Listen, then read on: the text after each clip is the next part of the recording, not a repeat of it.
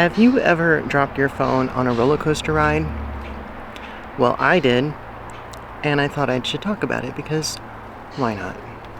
So let me set the tone for you, okay? Because I think context matters when it comes to what happened and why it happened, and yeah. So, if you saw any of my videos from last week, I was saying that I was planning to go to a theme park on Saturday. This past Saturday. Today is June 30th, 2025, in case someone's watching in the future. So, we ended up going. And we went to Busch Gardens here in Tampa. And I was on, if you've ever been to Busch Gardens, you know the ride Cheetah Hunt? Well, that's the ride that I went on where I lost the phone. So I was really excited to go. I was so excited to go. Saturday, I was not having the best day. I ran out of space on my memory card, so I had to redo it. So anyway, I was extremely excited to go to Busch Gardens. I was like, oh my God, yes, today has not been a really good day. I was just having one of those days. I woke up on the wrong side of the bed. Not really for much apparent reason. Little minor annoyances, but nothing that stands out. No real justified reason why I should have been moody. We all have those days, whatever. Just in full transparency, I was not having the best day. Anyway, and I was excited to go because I was like, okay, this can take my mind off of things and I can kind of just go walk around the park and, go on a ride. And sometimes when I go on a roller coaster, I feel like it helps to escape.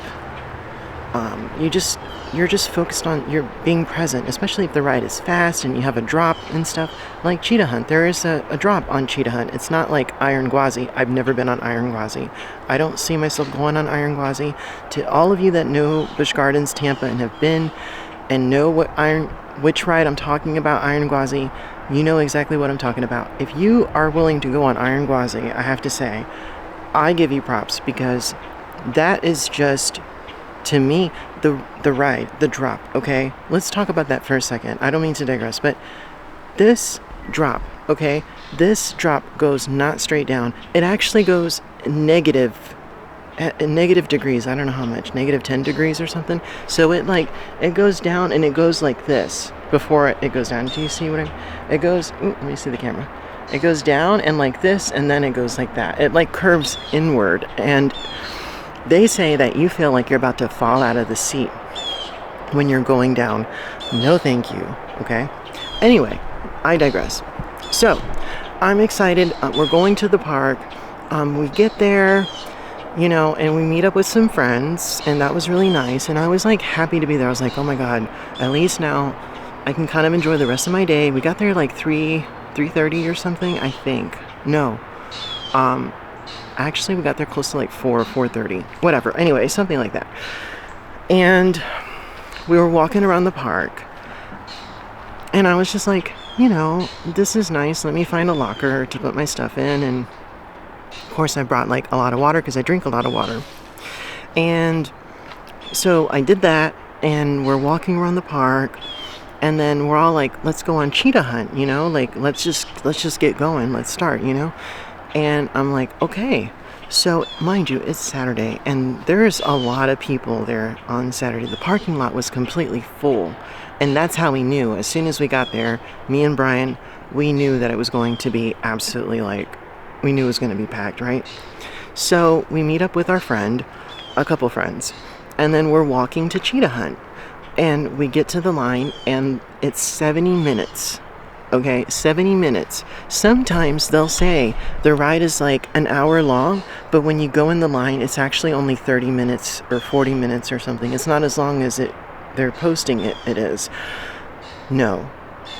We waited it was exactly 70 minutes to get on this ride, okay? Because we got in the line at 5:20. No, we got to the park later. Not 4:30, it was 5, because we finally got to the ride at 5:20, right? PM.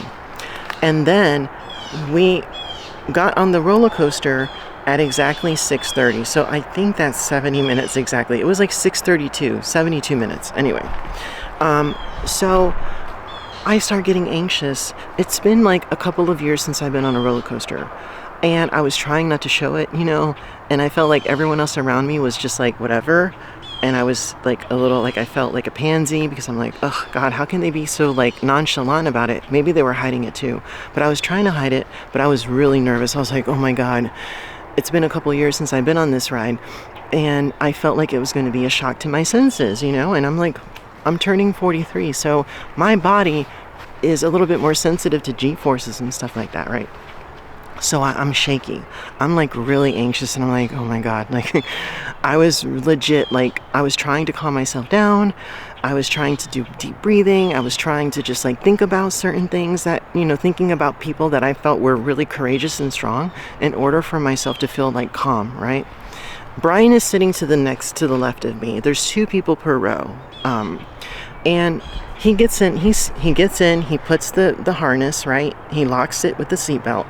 And then he turns to me and he's like, my phone is like, I feel like it might fall out. And I'm like, oh my God. I'm like, goodness, like if his phone falls out, like WTF, okay? Like, no, like Brian, hold on to it, like put it in your pocket and put your hand on your pocket to hold it throughout the ride so that it doesn't fall out. Like you cannot lose your phone. I was worried about my glasses and my hat. I felt like my glasses and my hat were going to fly off the ride. So I was more concerned about that. I was not thinking about my phone. Mind you, I'm telling Brian to hold on to his phone so it doesn't fly off, right? And I'm worried about his phone. So the ride finally launches, right?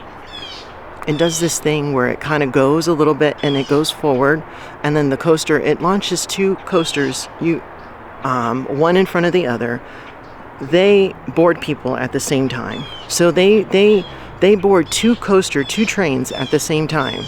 But the first coaster goes. We were the second coaster. So the first coaster launches, right? And then we pull up to the point before we get launched too. And so we're up to that point. I'm freaking out. I'm like, oh my God, here it goes. I'm like trying to tell myself to just stay calm. I can be like this on planes too. Like before, when the plane takes off, I get very, very anxious, okay? So, and this was before the India crash, whatever.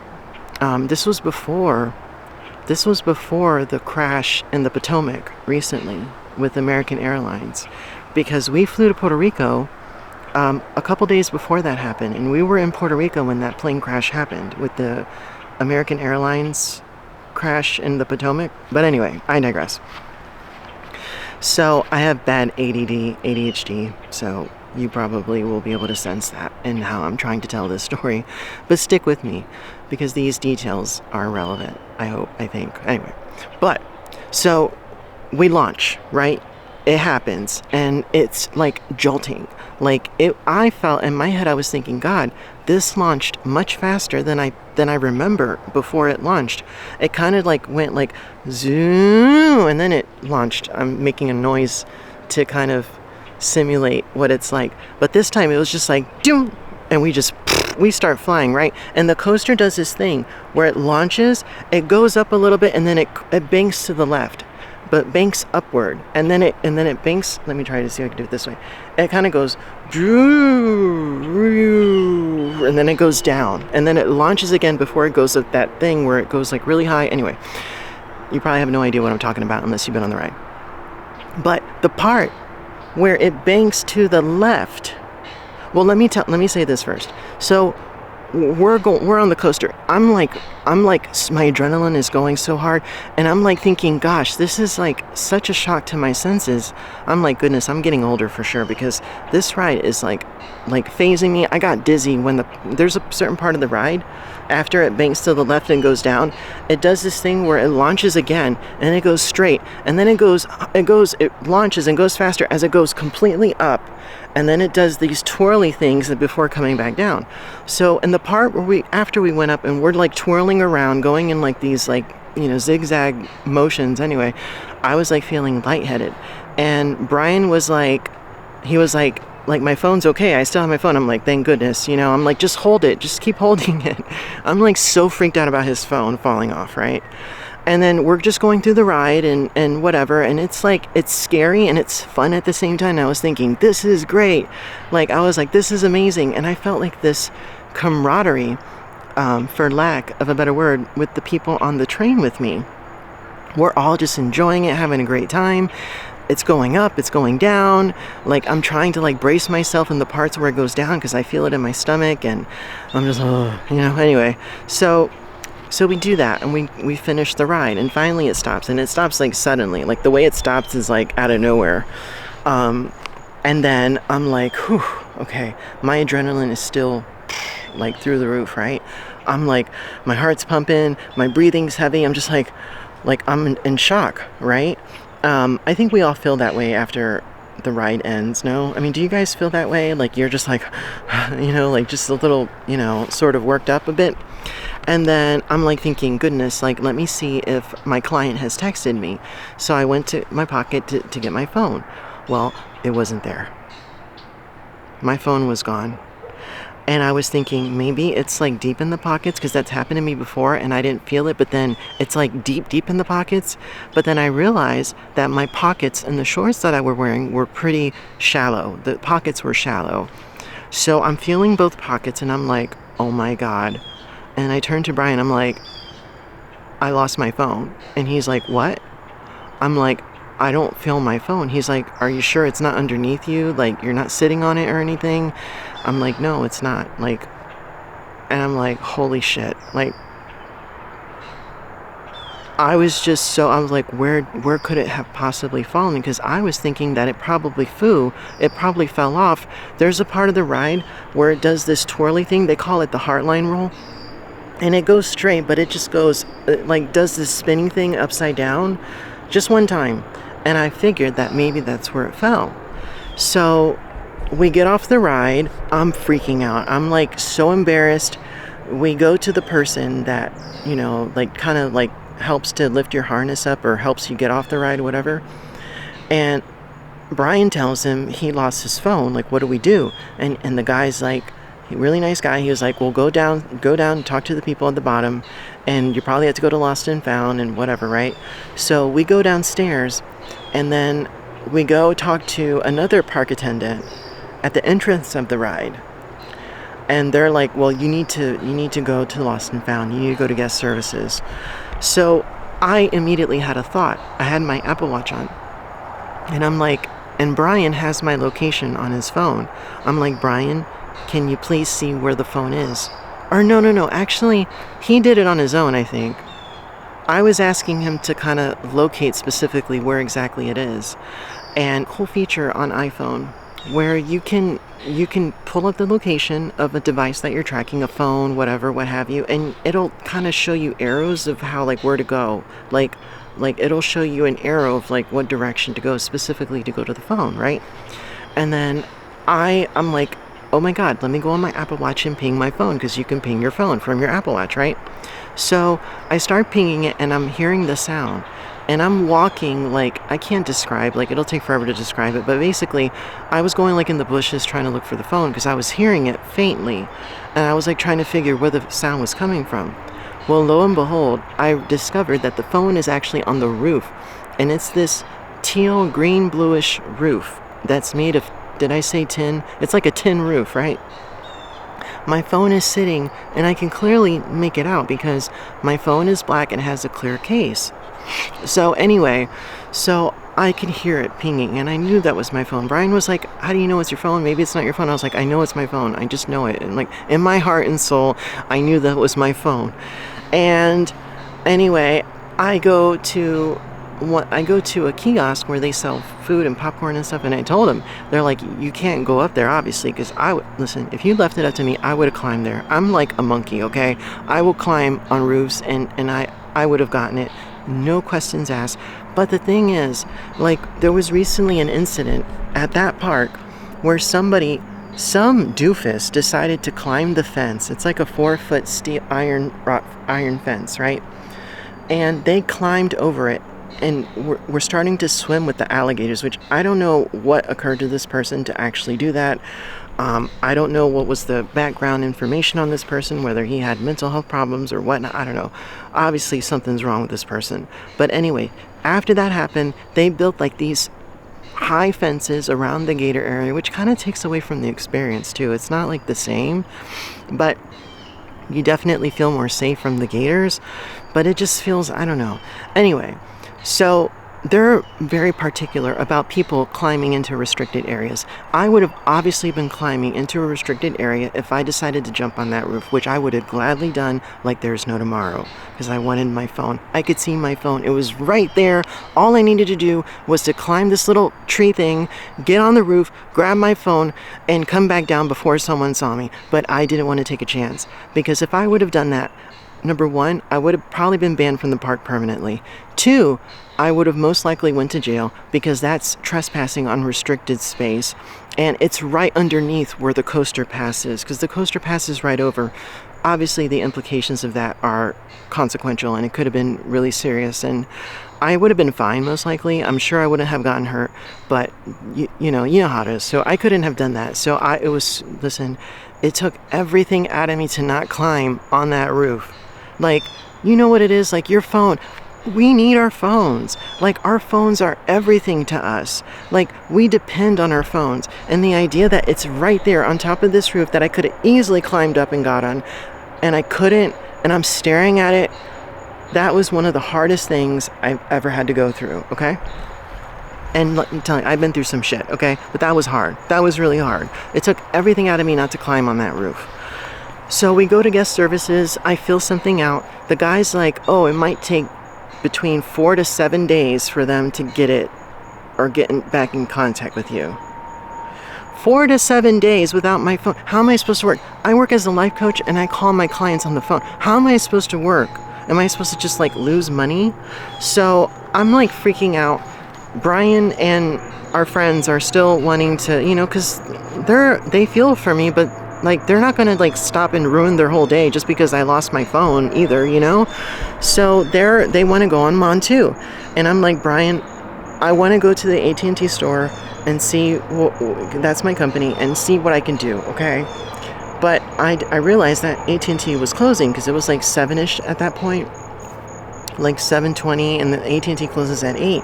And I called the AT&T store, and the guy's like, well, you have to do the claim online if you lost your phone. That's the only way you can do it. I was thinking I can go inside the AT&T store, explain my situation, and they would just give me a replacement phone then. Or I was hoping that they would, because that happened to me at T-Mobile once, and I went to the store, and that was my former company. That was my old company. And that happened to me one time, and they just gave me a replacement phone right there. But I guess AT&T is different. Mind you, I pay for the most expensive insurance plan with AT&T. AT&T Protect Advantage, I think it's called.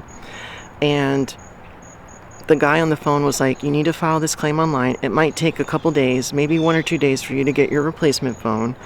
And you have to probably pay a deductible of like between $100 and $270. Well, it ended up being $275, the deductible. So whatever, that hurts, but whatever. At least I have insurance, because it would have been much more expensive had I not had insurance. So I'm like,